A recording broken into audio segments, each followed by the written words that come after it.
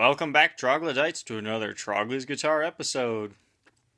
Now, as a channel and a shop that typically only has Gibson guitars, you're probably wondering, hey Austin, what is this guitar? It looks bizarre, but yet still kind of cool. Well, is it a Gibson? Yes, it is. Have you ever heard of this one? Probably not. I had never even heard of this one before I saw it come up for sale either. But this is a Gibson M3 from the early 90s, kind of late 80s as well, where once again, it's one of those super strat Gibsons that they were just too late. I mean, the shred metal super strat era, it's kind of, during the 80s, not really after that. So this is a really bizarre guitar.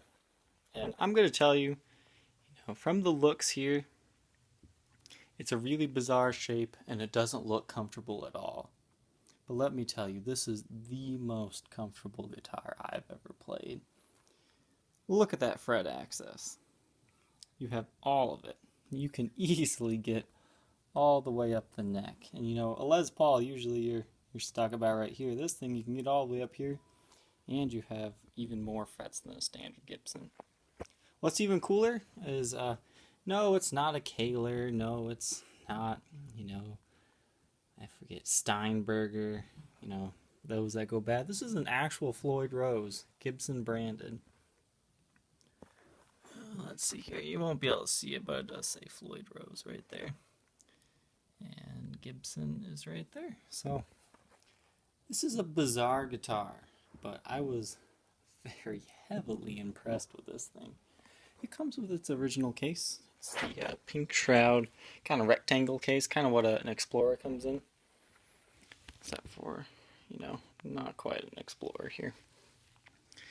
And you've got some of the original warranty work in here. And the,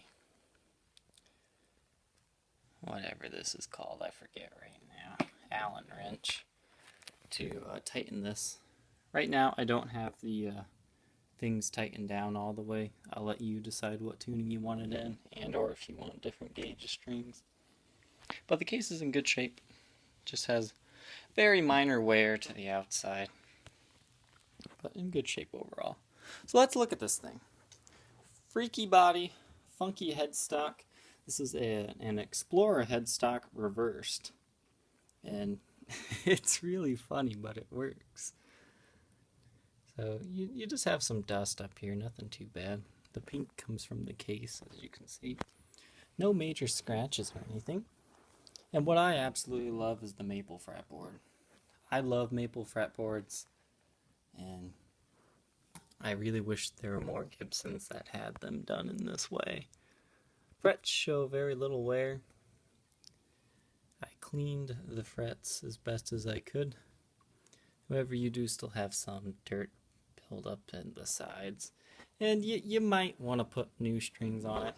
I didn't want to mess with the Floyd because I'm not very experienced with a Floyd, but you do have the bar, and it does work, functions just fine. You've got some light scratches on the top that you always get with black guitars, and some light dings and checking there. Ding there. That's probably the worst of it right there, those light little dings. Now, one thing with these M3s, you can see the logo there, is for whatever reason they glued the pick guard to the guitar.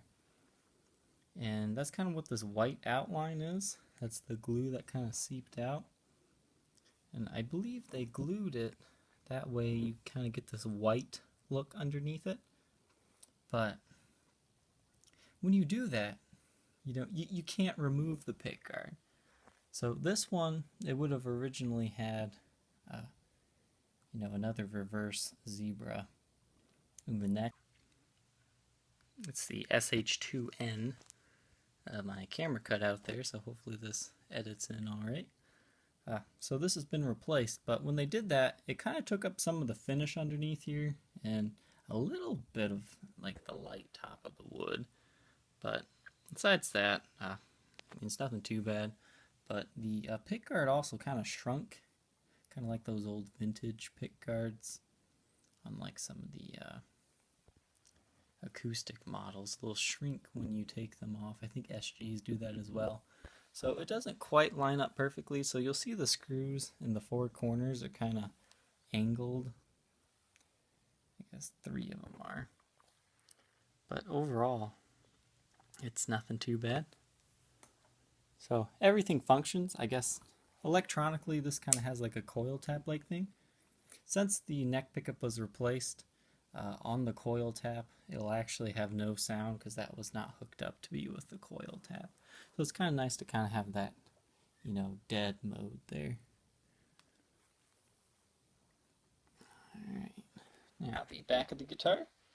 You just got some mild wear, nothing too extreme. You can see there's some dings. And I really couldn't tell you if anything's been changed in there because I've never seen this guitar before. However, besides the, you know, obviously a new pickup being put in, I don't think anything's been changed. Super slim neck. This is a shredder guitar, but with it being black, if you ever touch the darn thing, you get those fingerprints and whatnot, but they will wipe off. Here's your serial number with Gibson tuners. This one weighs 7 pounds, 7.4 ounces. So it feels a lot lighter than that, but it is quite the guitar. So I thank you guys for joining me on this interesting Gibson M3 video. If you're interested in this guitar or would just like to contact me, feel free to contact me on my Facebook page, facebook.com/Troglys, Trogoys. We'll catch you next time, Troglodytes. Bye.